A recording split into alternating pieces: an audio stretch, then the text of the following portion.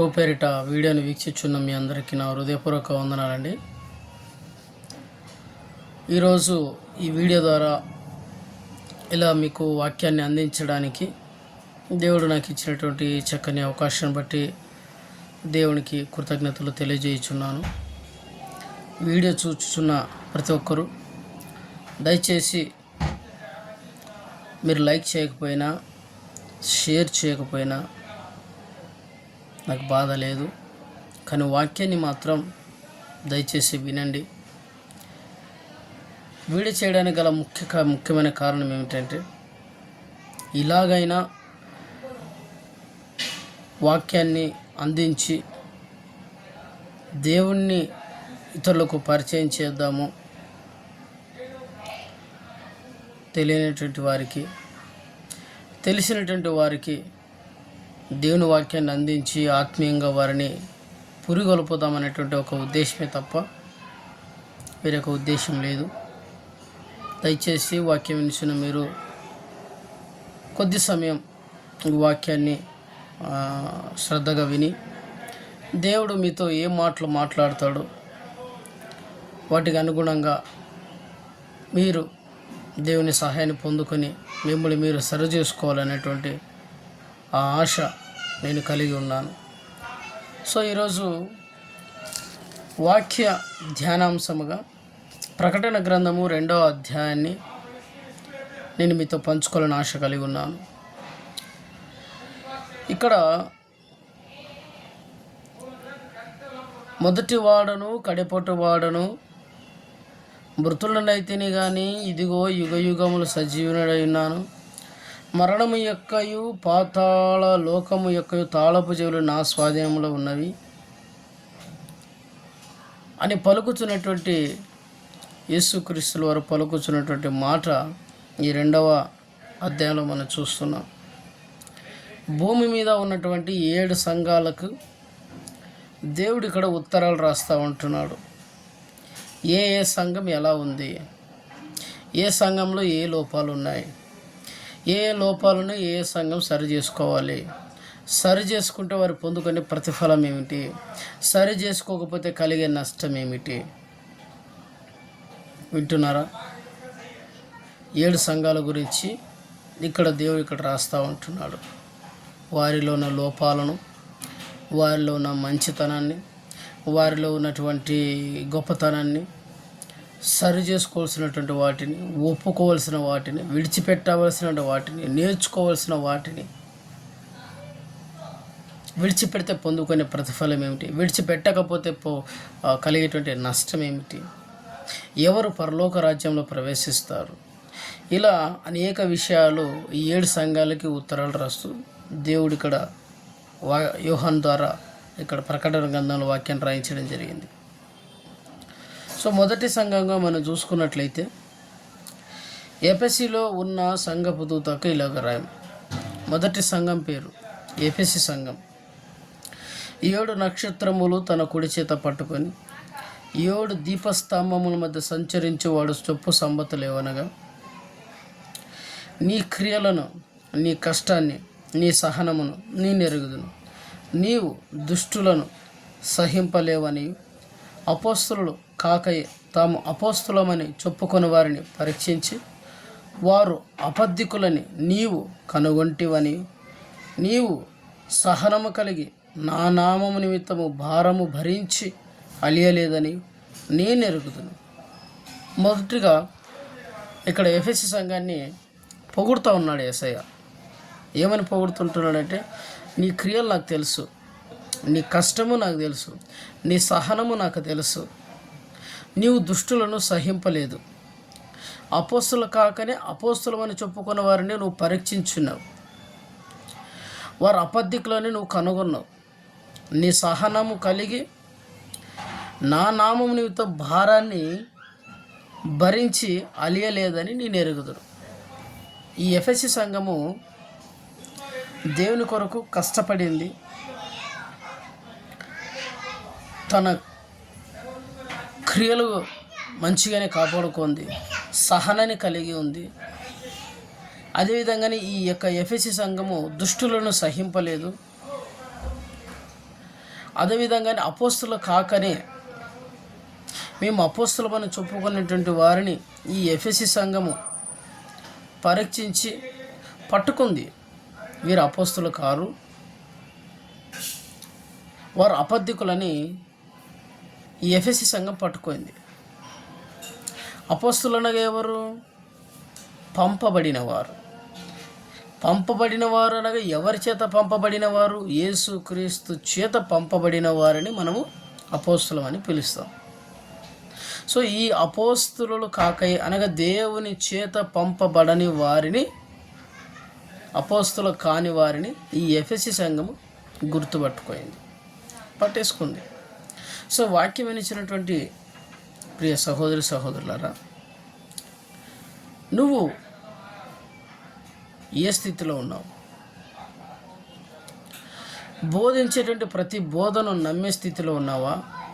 లేదా ఈ బోధ వాక్యానుసారమైనది, లేదా ఈ బోధ వాక్య విరుద్ధమైనది? వీరు దేవుని చేత పంపబడిన వారు, వీరు దేవుని చేత పంపబడని వారు అని వారిని కనుగొని, వీరు అపోస్తులు కాదు, వీరు దొంగ బోధకులు అని కనుగొనే స్థితిలో నువ్వు ఉన్నావా లేదా నిన్ను నువ్వు ఒకసారి పరీక్షించుకోవాలి. తర్వాత అంటున్నాడు దేవుడు ఇక్కడ, నా నామము నిమిత్తము, నీ సహనము నాకు తెలుసు, నీవు నా నామము నిమిత్తము భారాన్ని భరించి అలియలేదని కూడా నాకు తెలుసు. దేవుని నామము నిమిత్తము ఎఫెసీ సంఘం అంట ఏం చేసింది? భారాన్ని భరించింది, హింసను భరించింది, కష్టాన్ని భరించింది, విమర్శను భరించింది, రోగాన్ని భరించింది, అప్పు బాధను భరించింది, ఆకలి బాధను భరించింది, హింసను భరించింది. ఎవరి నామం నిమిత్తము? దేవుని నామము నిమిత్తము వీటన్నిటిని భరించిందంట. ఇది ఎఫెసీ సంఘం. ఎఫెసీ సంఘంలో ఉన్నటువంటి మంచి స్వభావం ఇవన్నీ, మంచి స్వభావాలు ఇవన్నీ, ఎఫెసీ సంఘము కలిగి ఉన్నటువంటి మంచి లక్షణాలు ఇవన్నీ ఇంతవరకు నేను చెప్పుకున్నాం. కానీ ఇటువంటి ఎఫెసీ సంఘంతో కూడా దేవుడు ఒక మాట అంటూ ఉన్నాడు. ఏమని? ఆయనను 4వ వచనంలో, ఆయనను మొదట నీకుండిన ప్రేమను నీవు వదిలితేవని నేను నీ మీద తప్పు ఒకటి మోపవలసి ఉన్నది. ఏమంటున్నాడు? ఎఫెసీ సంఘమా, నీలో ఇన్ని మంచి లక్షణాలు ఉన్నప్పటికీ ఆయనను నీ మీద తప్పు ఒకటి నేను మోపవలసి ఉన్నది అని అంటున్నాడు. ఏంటది? ఇప్పుడు ఉదాహరణకి పెళ్లి చూపులకు వెళ్తాం, బంధువులు మిత్రులు వాళ్ళంతా చూసి పక్కింటి వారి దగ్గర ఎంక్వైరీకి వెళ్తారు. అమ్మాయి ఎలాంటి వాడు, అబ్బాయి ఎలాంటి వాడు కనుక్కోవడానికి పక్కింటి వారి దగ్గర, ఎదురింటి వారి దగ్గర, లేదా చుట్టుప్రక్కల ఉన్న స్థలాలకు వెళ్తారు. వెళ్ళి పలానా అబ్బాయి ఇంటికి వచ్చామండి, పలానా అమ్మాయి ఇంటికి వచ్చాం చూసుకోవడానికి, ఎట్లా అబ్బాయి పర్లేదా, మంచివాడా కాదా అని ఎంక్వైరీ చేస్తాం. కొంతమంది సమాధానం ఎలా ఉంటుందంటే, అబ్బాయి చాలా మంచివాడండి, మంచి ఉద్యోగం ఉంది, చాలా మంచివాడు, అన్ని రకాలుగా బాగా చేసుకొని తింటాడు, వాళ్ళ అమ్మ నాన్న కూడా మంచివాళ్ళే, కాకపోతే అని అంటారు. ఏమంటారు? కాకపోతే, లేదా కానీ అని అంటారు. అంటే అర్థం ఏమిటి? కానీ అనే మాట వచ్చింది అంటే అక్కడ ఏదో ఒక పెద్ద గోని ఉంది అని అర్థం. సో ఆ ఒక్క మాటతో ఇంతకుముందు చెప్పినటువంటి మంచి మాటలన్నిటిని పక్కన పెట్టేసి కానీ అనేటువంటి మాట వచ్చి ఉంది కాబట్టి ఏమిటి ఆ కానీ తర్వాత రాబోయేటువంటి మాట ఏమిటి ఏమిటి ఏమిటి అనేటువంటి ఆ సందిగ్ధం, ఆ అనుమానం అనేది వారిలో ఎక్కువైపోతుంది. అంటే కానీ అనే మాట చాలా ప్రమాదకరమైనది, అయినను అనేటువంటి మాట చాలా ప్రమాదకరమైనది, మరియు అనేటువంటి మాట చాలా ప్రమాదకరమైనది. సో ఇక్కడ ఎఫెసీ సంఘంతో కూడా ఏమంటున్నాడంటే, నువ్వు మంచివాడివే, నా నామం నిమిత్తం నువ్వు భార్యను భరించావు, మంచి సహనాన్ని కలిగి ఉన్నావు, అపోస్తులు ఎవరో దొంగ అపోస్తులు ఎవరో దొంగలు ఎవరో నువ్వు కనుక్కుంటున్నావు, నేను ద్వేషించినట్టుగానే నువ్వు కూడా ఇతరులు దుష్టులను ద్వేషిస్తున్నావు, మంచిగానే ఉంది. కానీ ఆయనను నీ మీద ఒక తప్పు నేను మోపాల్సి ఉంది అంటున్నాడు.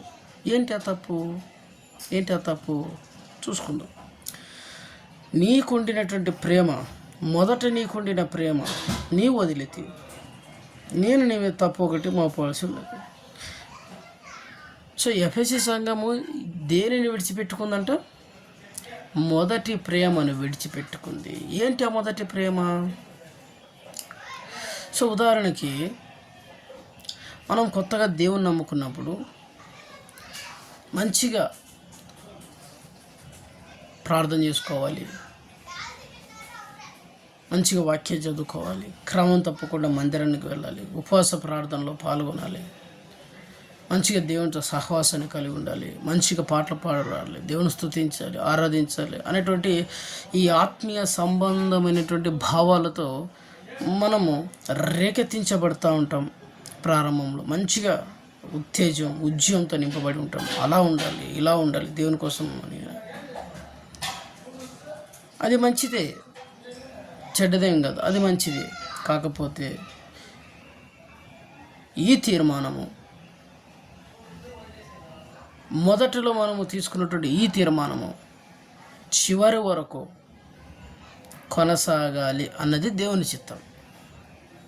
కానీ మొదటిలో ఉన్నటువంటి ఈ ప్రేమ, ఈ సహవాసము, ఈ ప్రార్థన జీవితము, దేవునితో గడిపేటువంటి ఈ సమయము, ఈ సంబంధము దినాలు గడిచే కొద్దీ, రోజులు గడిచే కొద్దీ ఏమైపోతుంది? తగ్గిపోతుంది. 2-3 గంటల సేపు ప్రార్థించేటువంటి ఒక వ్యక్తి రాను 2 గంటలకు, గంటకు, అర్ధ గంటకు, 5 నిమిషాలు, 10 నిమిషాలకు వచ్చేస్తుంది. రోజుకి 5 అధ్యాయాలు, 10 అధ్యాయాలు, 15 అధ్యాయాలు చదివేటువంటి వ్యక్తి మొదట్లో రాను చివరి దినాల్లో ఒక అధ్యాయం చదవడానికి కూడా మనోడు అలసిపోతాడు. క్రమం తప్పకుండా మందిరానికి వెళ్ళే ఒక వ్యక్తి మొదట్లో రాను ఎన్నో ఆదివారాలు ఎగ్గొట్టేసి పనులకు వెళ్ళిపోతూ ఉంటారు. సో ఇది మొదటి ప్రేమకు, కడవరి ప్రేమకు, చివరి ప్రేమకు ఉన్నటువంటి వ్యత్యాసం. కానీ దేవునికి కావాల్సినది మొదటి ప్రాధాన్యత, మొదటి ప్రేమ. మొదట్లో నువ్వు ఎలా ఉన్నావు? మొదట్లో నువ్వు దేవుని మీద ఏ విధంగా ఆధారపడ్డావు? మొదట్లో నువ్వు దేవుని మీద ఎంత విశ్వాసాన్ని ఉంచావు? నువ్వు ఏమి జరిగినా, ఏ రోగం వచ్చినా, ఏ కష్టం వచ్చినా, ఎంత అప్పు అయినా, ఎంత ఆర్థిక ఇబ్బంది అయినా, దేవుడు ఉన్నాడు, దేవుడు చూసుకుంటాడు, నా యేసయ్య ఉన్నాడు, నా యేసయ్య చూసుకుంటాడు అని నువ్వు అనుకున్నావు కదా. అంత నమ్మకం దేవుని మీద నువ్వు కలిగి ఉన్నావు కదా. మరి ఇప్పుడు ఏమైంది ఆ నమ్మకం? ఇప్పుడు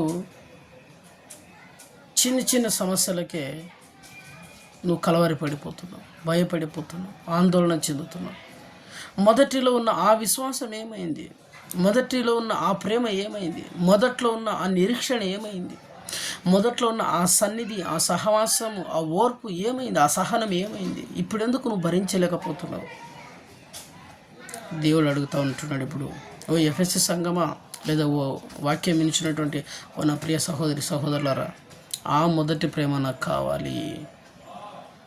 మొదట్లో నువ్వు నా మీద ఎలాగ ఆధారపడ్డావో, మొదట్లో నా మీద ఎంత విశ్వాసాన్ని ఉంచావో, మొదట్లో నన్ను ఎంతగా ఆశ్రయించావో, మొదట్లో నా ద్వారా ఎంతగా నువ్వు సహాయాన్ని పొందుకున్నావో, మొదట్లో ప్రతి చిన్న విషయాన్ని సైతం నా సన్నిధిలో మోకరించి నువ్వు ప్రార్థించి నాకు ఏ విధంగా అయితే అప్పచెప్పుకున్నావో, ప్రతి సమస్యను, నీ ప్రతి భారాన్ని, నీ ప్రతి చింతని ఏ విధంగా అయితే నాకు అప్పచెప్పుకున్నావో ఆ మొదటి స్థితి నాకు కావాలి.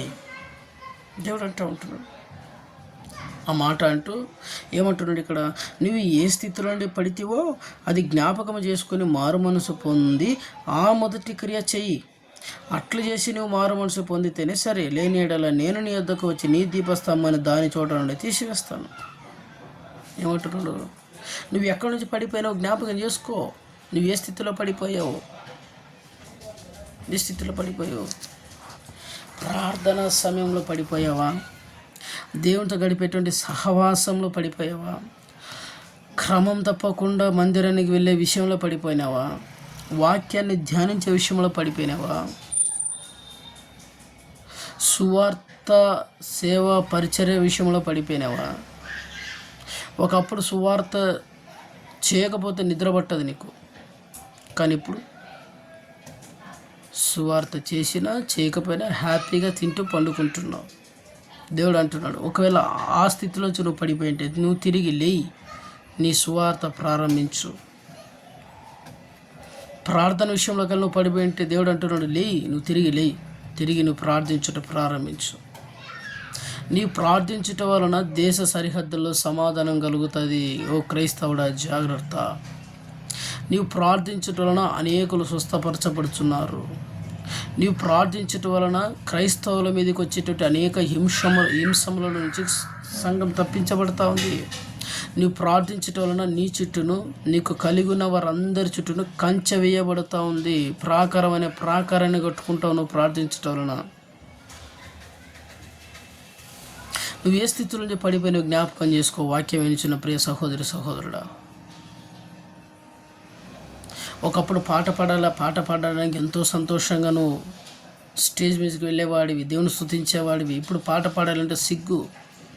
ఒకప్పుడు ప్రార్థించడానికి అవకాశం దొరికితే చాలని ఆశపడేవాడివి నువ్వు, కానీ ఇప్పుడు ప్రార్థించండి ఎవరన్నా అని అక్కడ పాస్టర్ గారు నిలబడి ఆఖరికి నీ పేరెత్తి పలానా వ్యక్తి వచ్చి ప్రార్థన చేయమనగా నువ్వు ప్రార్థించలేకపోతున్నావు.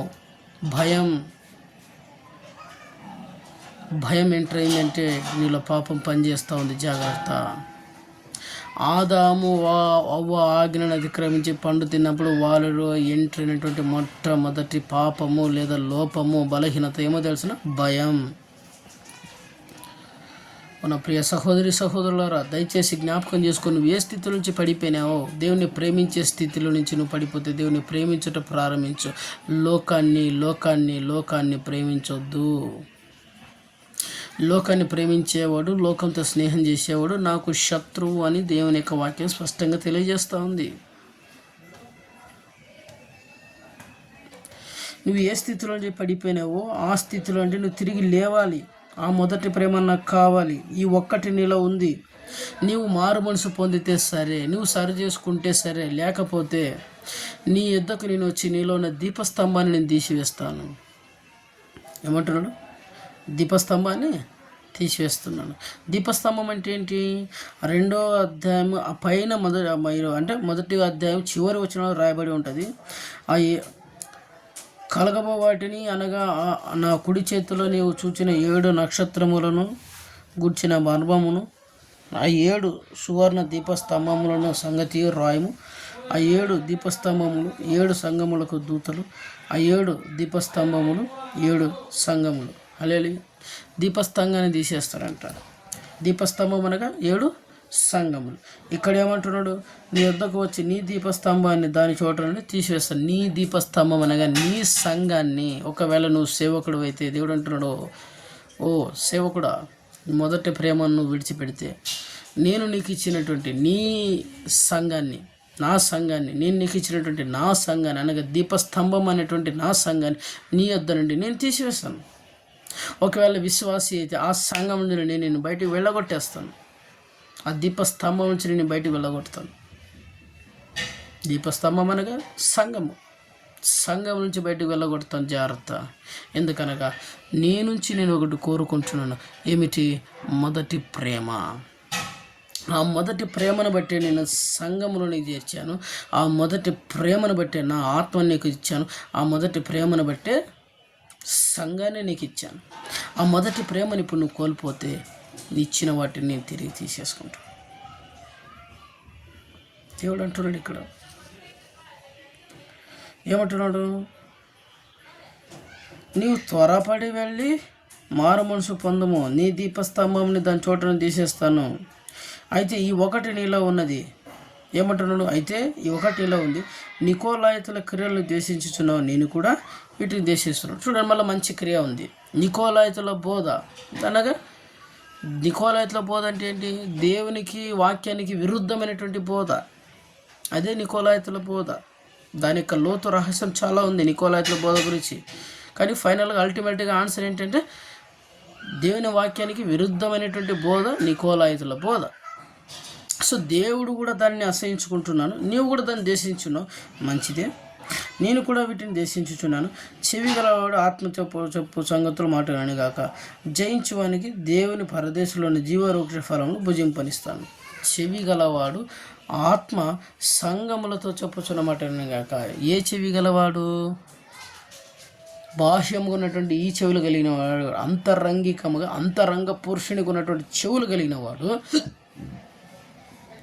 ఆత్మ సంగములతో చెప్పు సంగతిని గ్రహిస్తుందంట. సో నీలో ఉన్న అంతరంగ పురుషుడు, నేను ఇంతవరకు చెప్పినటువంటి ఈ సంగతులని నీలో ఉన్న అంతరంగ పురుషుడు గ్రహించిందా గ్రహించలేదా పరీక్షించుకో. ఒకవేళ గ్రహించకపోతే నీలో ఆత్మ చెప్పేటువంటి సంగతులను గ్రహించేటువంటి చెవులు లేవు అని అర్థం. ఒకవేళ గ్రహించి ఉంటే, ఆత్మ సంఘంతో చెప్పుచున్నటువంటి మాటను నువ్వు గ్రహించుచూ ఉంటే సరి చేసుకో. మొదటి ప్రేమను సంపాదించుకో. దేవుని సంతోషపెట్టే స్థితిలోనికి నువ్వు వెళ్ళు. వాక్యం స్పష్టంగా చెప్తోంది ఇక్కడ. చెబుతూ ఆ మొదటి ప్రేమను సంపాదించుకుంటే నీ దీపస్తంభాన్ని నీ దగ్గర పెడతాను. తర్వాత అంటున్నాడు, జయించువానికి పరదేశంలో ఉన్నటువంటి జీవవృక్ష ఫలాన్ని భుజింపనిస్తాను. ఎవరికి? జయించినటువంటి వానికి. ఎవరైతే జయిస్తారో ఈ మొదటి ప్రేమను సంపాదించుకునే విషయంలో జయం నువ్వు పొందుకోవాలి.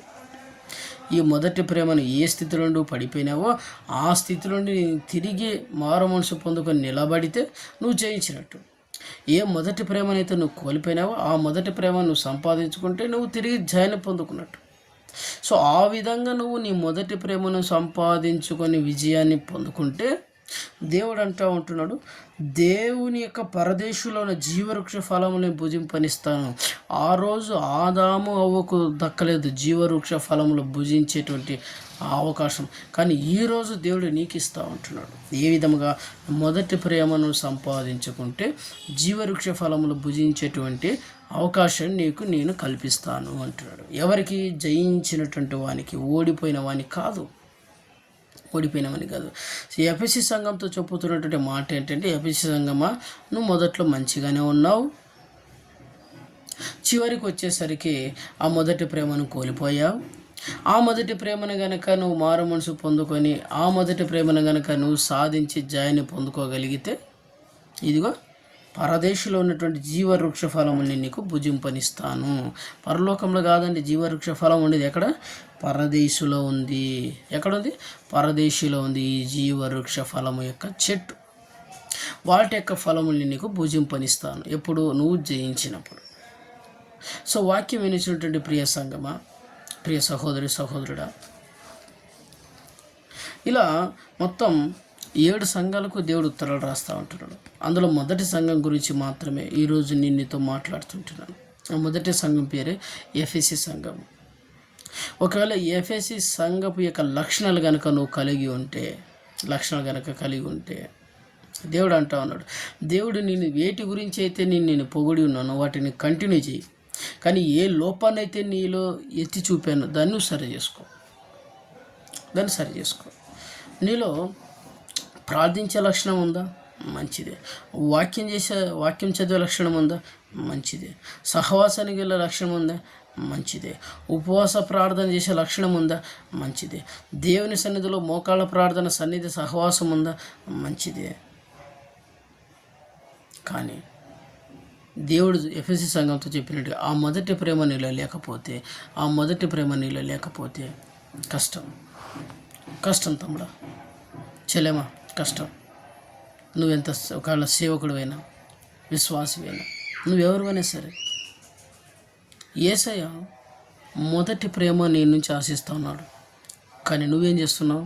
ఆ మొదటి ప్రేమను దేవుని కంటే ఎక్కువగా నీ భర్తని, లేదా నీ భార్యని, లేదా నీ పిల్లలని, లేదా నీ ప్రియుడిని దేవుని కంటే ఎక్కువగా, అనగా నీ బాయ్ ఫ్రెండ్ని లేదా నీ గర్ల్ ఫ్రెండ్ని నువ్వు ప్రేమిస్తున్నావు. అది తప్పు. నువ్వైనా నేనైనా దేవుని రక్తము చేత కొనబడిన వారము గనక మనము దేవుని సొత్తు. నాకంటూ సొంత ఇష్టాలు ఏం ఉండకూడదు, నీకు కూడా ఉండకూడదు. నీ ఇష్టమైన, నా ఇష్టమైన దేవుని ఇష్టంగా మార్చబడినప్పుడే నీవు మొదటి ప్రేమను సంపాదించుకున్నట్టు, నువ్వు జయించినట్టు. దేవునికి అవకాశం ఇవ్వు. నీ జీవితాలలో సరైన తీర్మానాలు తీసుకొని సరైన మార్గంలో నడిపించడానికి దేవునికి అవకాశం ఇవ్వు. నీ సొంత తీర్మానాలు పక్కన పెట్టేసేయి. నువ్వు ఎప్పుడైతే నీ సొంత తీర్మానాలను పక్కన పెట్టి దేవునికి అవకాశం ఇస్తావో అప్పుడు నీవు మొదటి ప్రేమను సంపాదించుకున్నట్టు. కాబట్టి దయచేసి అటువంటి స్థితిలో ఒకవేళ ఎవరైనా ఉంటే మారు మనసు పొందండి. వాక్యం దేవుడు ఆశీర్వదించును గాక. Thank you. Praise the lord.